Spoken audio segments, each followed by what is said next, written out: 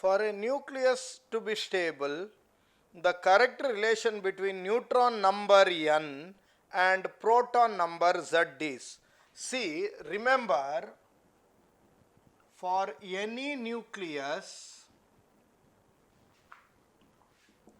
to be stable, remember, for smaller nuclei,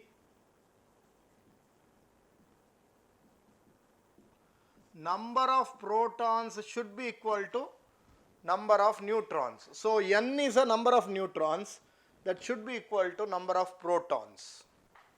And for heavier nuclei, number of neutrons should be greater than number of protons. So combining these, number of neutrons should be greater than or equal to number of protons for any nucleus to be stable. Looking at the options, option D is the right answer.